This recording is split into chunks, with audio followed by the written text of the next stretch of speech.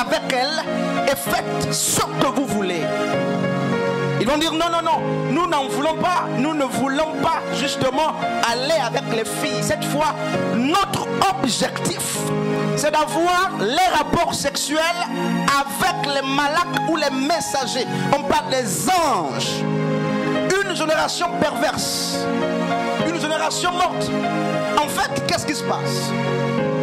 Avoir des rapports sexuels avec les messagers ou les anges, les envoyés de Dieu, c'était en fait une forme de compromission. Les habitants de Sodome voulaient compromettre les messagers que le Seigneur avait envoyés.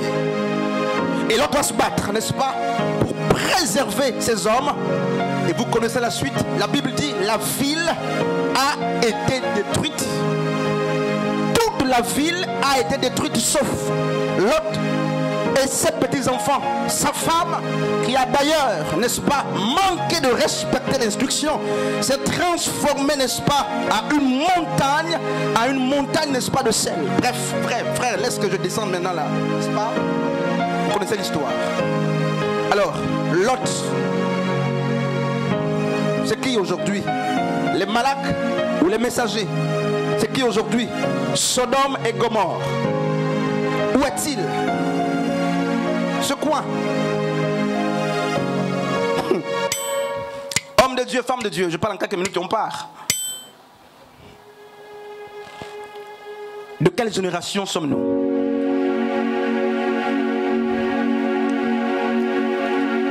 De quelle génération sommes-nous?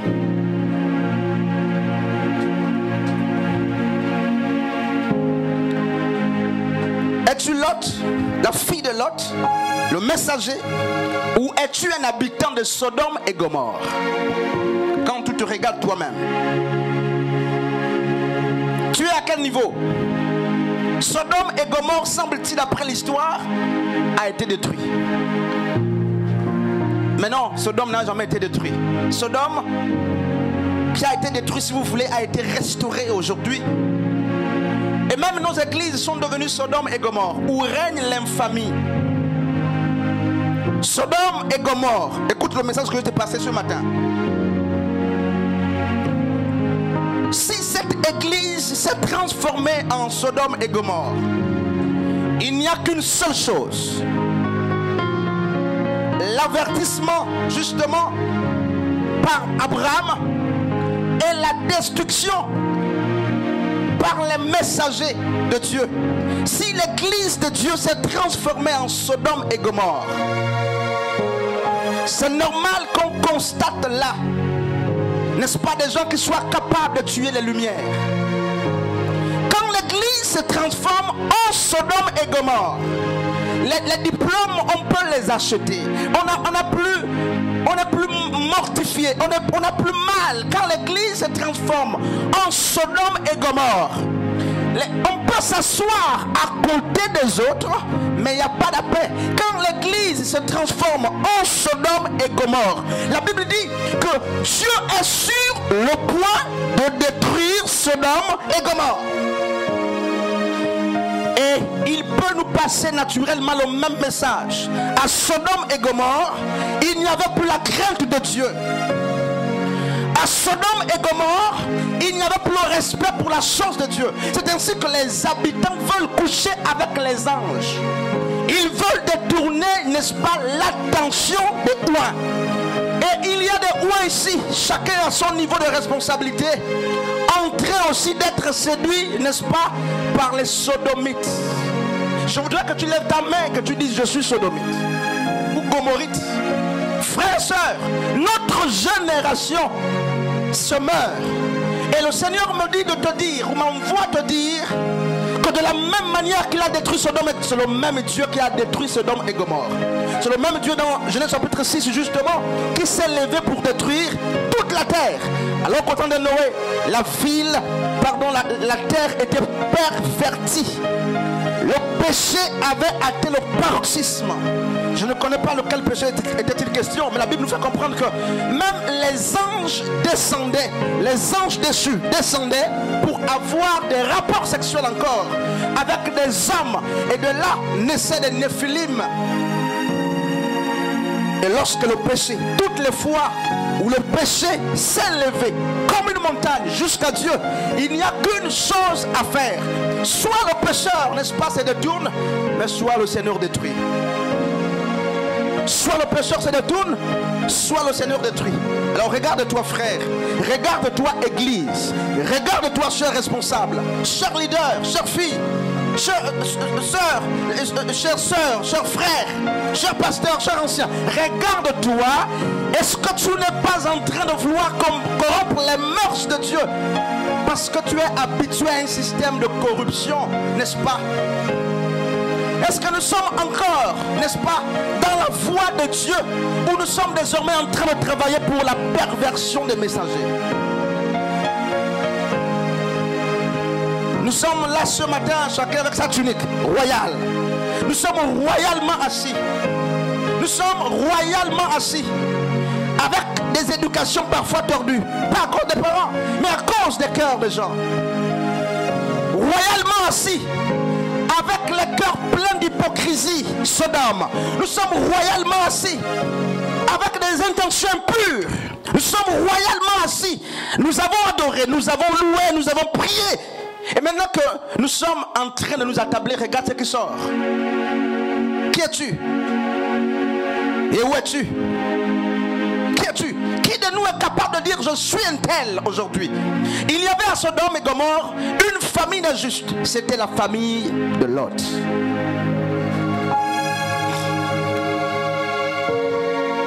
Comme quoi dans chaque milieu on peut trouver un juste.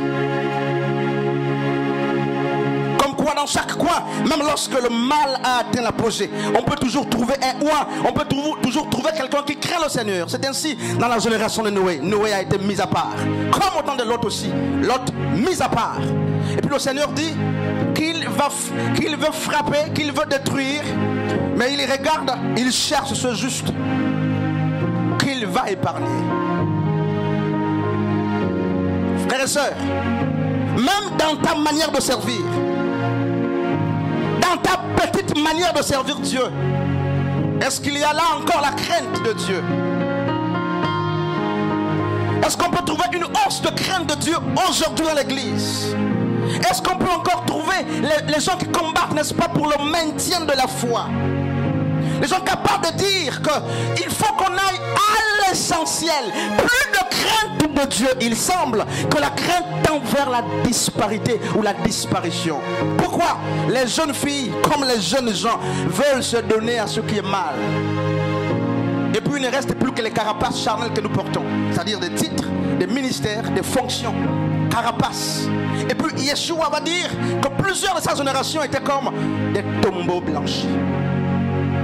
Un tombeau blanchi, il est blanc d'apparence. Un tombeau blanchi, il a un beau vêtement.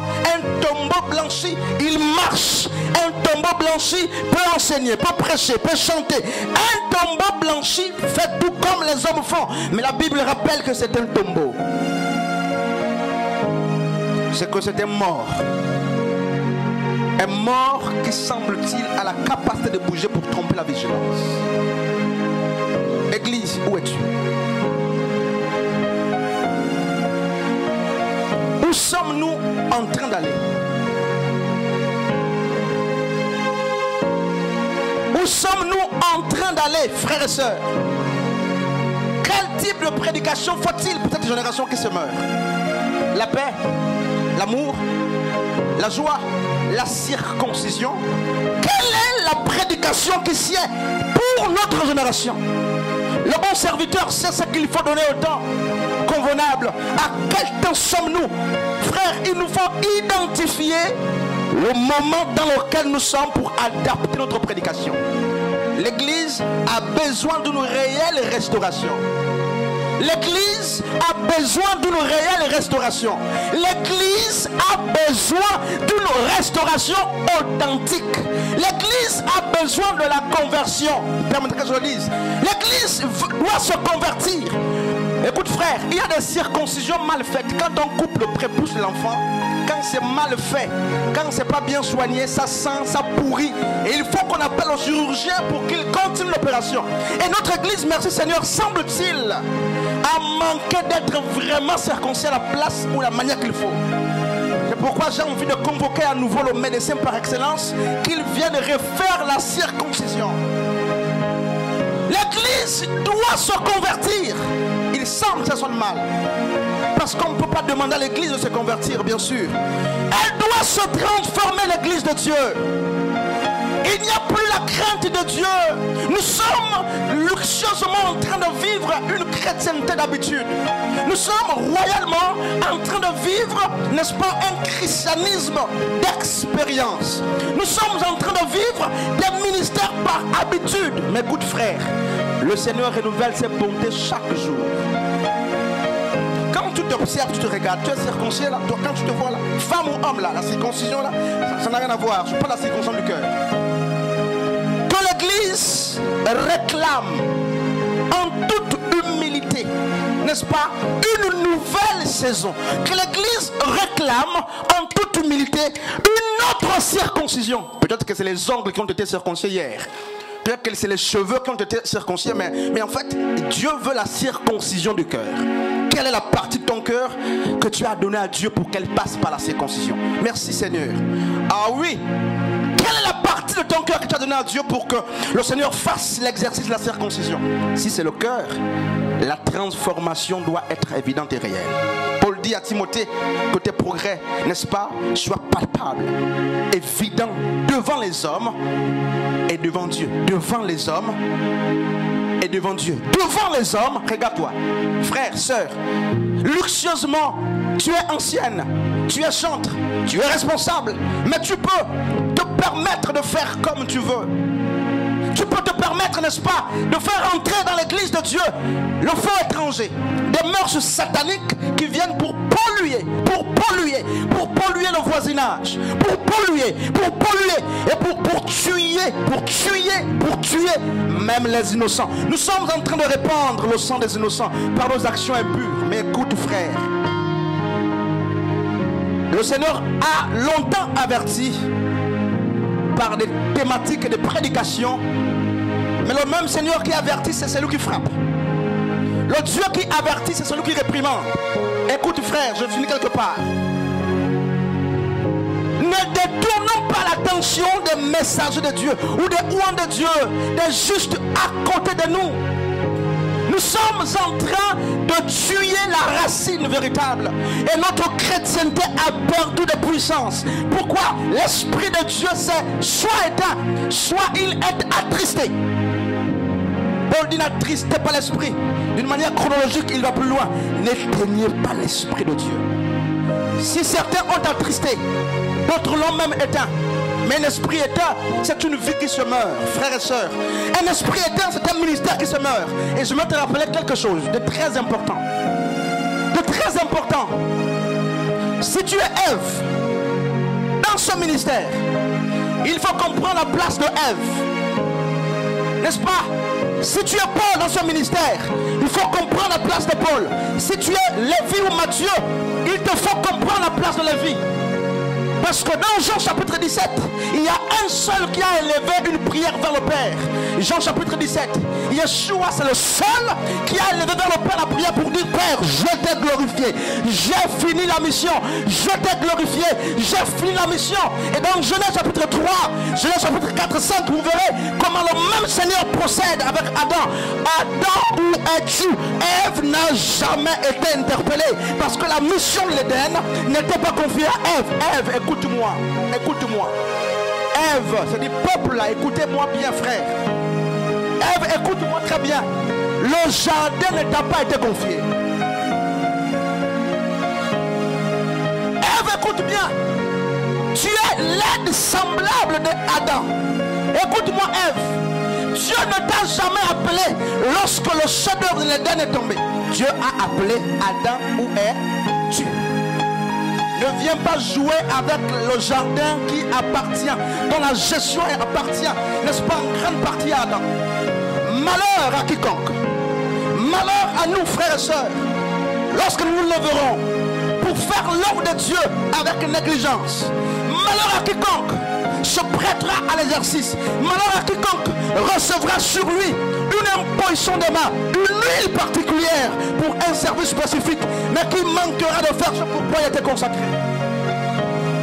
C'est de la sorcellerie simplement, c'est de l'hypocrisie simplement.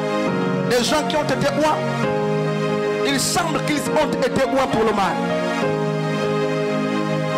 Les gens qui ont été enseignés, il semble qu'ils ont été mal enseignés. On peut se permettre de manquer comme on veut. Nous n'avons de compte à rendre à personne. C'est de la rébellion pure et dure.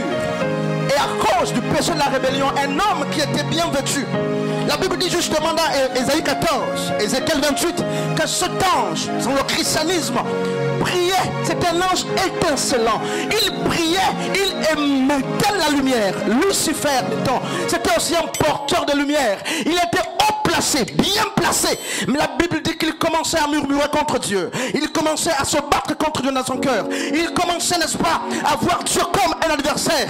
Et la Bible dit, le jour où l'iniquité fut trouvée dans son cœur, il fut précipité. Écoute frère, si tu as pour habitude de t'amuser, c'est bien. Mais le jour où l'iniquité sera trouvée dans ton cœur, tu seras banni de cette église. Dieu ne t'a jamais appelé pour être missionnaire de cette église. C'est-à-dire pour être berger de cette église.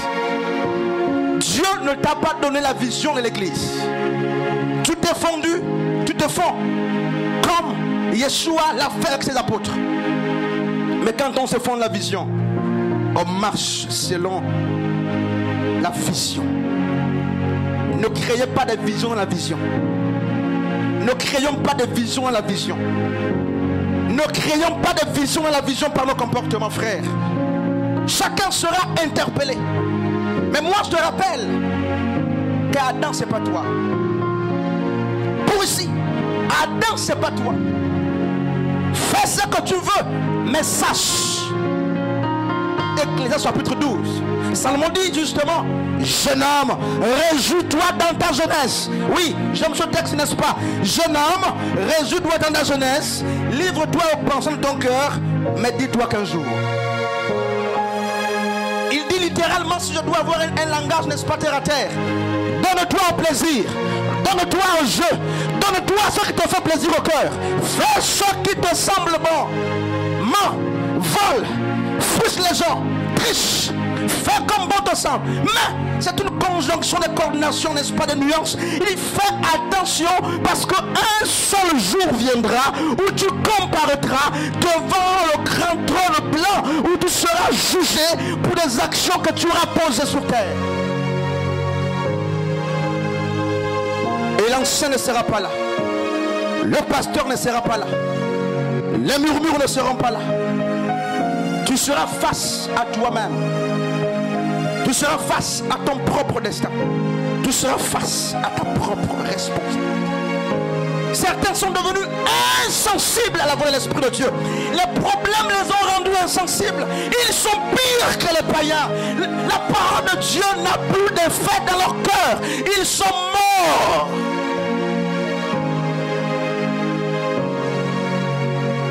Ils ont porté l'armure. Merci. D'Éphésiens chapitre 6. Non pas pour combattre l'adversité. Ils ont le bouclier pour combattre la parole de Dieu. Père, vous voyez ce que Dieu me siffle là? Leur armure spirituelle n'est pas pour combattre contre les principautés.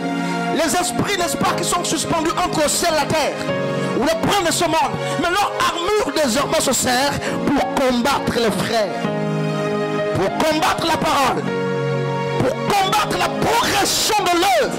Tu me diras, mais comment? Par ton faux et vilain caractère, ton mauvais comportement, ton indiscipline, tu tues l'œuvre. Tu tues les prémices de l'œuvre de Dieu. Mais je te dis quelque chose, tu seras jugé. Je te rappelle le jugement de Dieu. Peut-être que tu n'es pas informé. Tu seras jugé. Toi qui es responsable, établi et qui fais l'œuvre avec négligence, tu seras jugé et tu rendras le compte.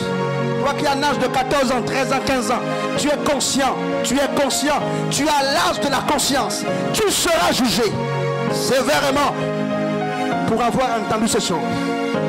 Tu as entendu et tu les as prises comme des perles. Et tu es comme un pourceau à qui on a donné des perles.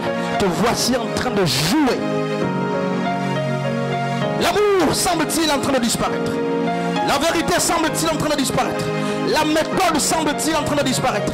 Et l'église doit restaurer la croix. Père, que les anciens me rappellent ça, le retour de la croix dans l'église. Il faut que la croix revienne. La croix a disparu. Il reste les instruments. Il reste justement, n'est-ce pas, les louanges. Mais la prédication de la croix a disparu. La prédication de la douleur, des souffrances, n'est-ce pas, des gens qui savent se mettre à genoux et pleurer. La prédication des gens qu'on peut clouer. Et il reste mieux comme c'est écrit dans Isaïe chapitre 53, pardon. Eh bien, cette prédication a disparu. Il faut que les prédicateurs ramènent la croix. Comme l'arche. Il faut que la croix revienne. Nous avons chassé la croix de l'église depuis longtemps. Et quand c'est ainsi, pendant que je parle, quand c'est ainsi, chacun est en train de se voir dans un film où il cherche qui accuser. Quand c'est ainsi, très peu de personnes rentrent au-dedans d'eux-mêmes pour se dire Seigneur, est-ce moi? Quand c'est ainsi, serait-ce moi? Quand c'est ainsi, il y a dans tes deux côtés des gens, devant toi une personne, derrière toi des gens. Mais en fait, tu es en train d'avoir une mentalité cardinale.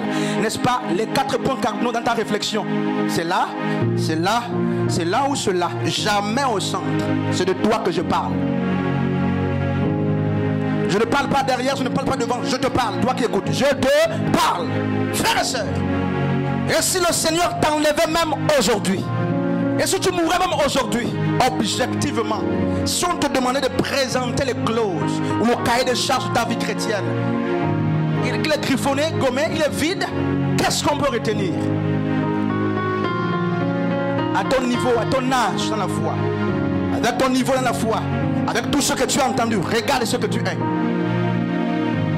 Regarde qui tu es. Tu es devenu la petite sœur de Satan, le petit frère de Satan, n'est-ce pas, en train de faire l'œuvre de ton père. En train de faire l'œuvre de ton père. Les murmures, tu seras jugé. Les condamnations, tu seras jugé. Les jugements, tu seras jugé. La négligence, rendez les titres là. Écoutez, enlevez ça.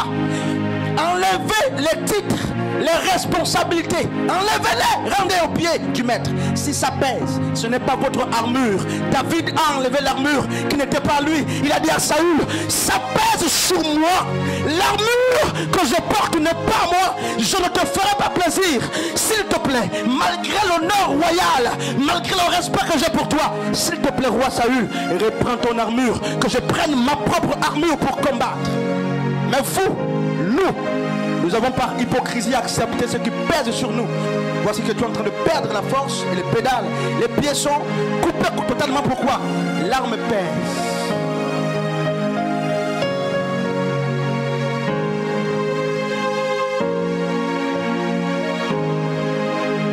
C'est un luxe pour toi de faire ce que tu veux. Mais est-ce que tu sais que c'est lui que tu sais, c'est lui qui t'a sauvé, qui t'a pris de la boue du péché où tu étais hier. Et ce que je demande, c'est l'adoration et c'est le service.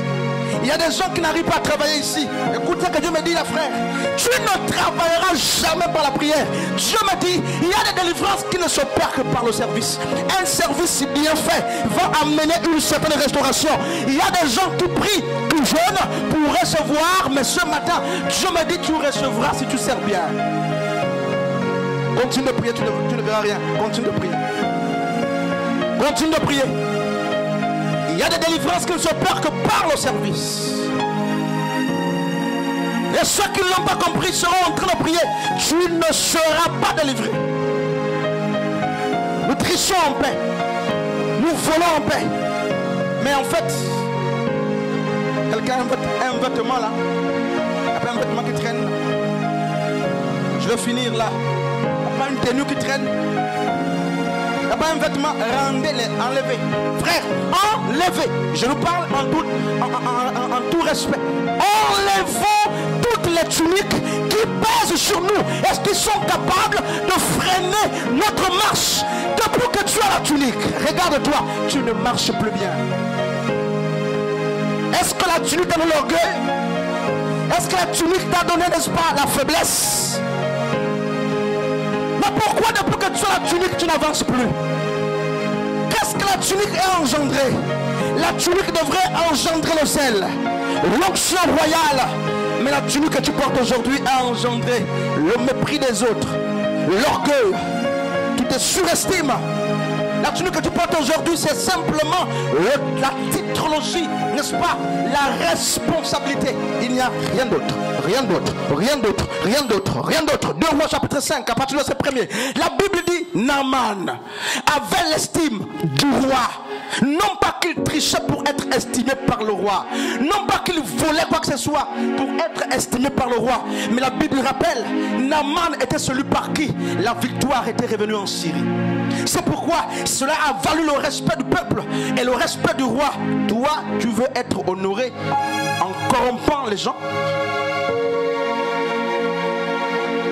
Naaman ne s'est pas levé pour dire, c'est par moi que la victoire est revenue ici. Faites-moi une tenue, pardon, une tenue, n'importe laquelle. Un haut. Mais Naaman a dû poser des actions nobles qui ont parlé en sa faveur. Le seul moment où le roi suprême sera d'accord avec toi, ce n'est pas lorsque tu viendras dire Seigneur, voici. C'est lorsqu'il constatera justement que tu joues une partition très forte. Naaman, ça c'est l'habit d'un enfant.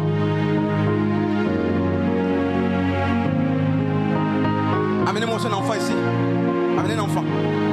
Israël monte, viens avec la vie.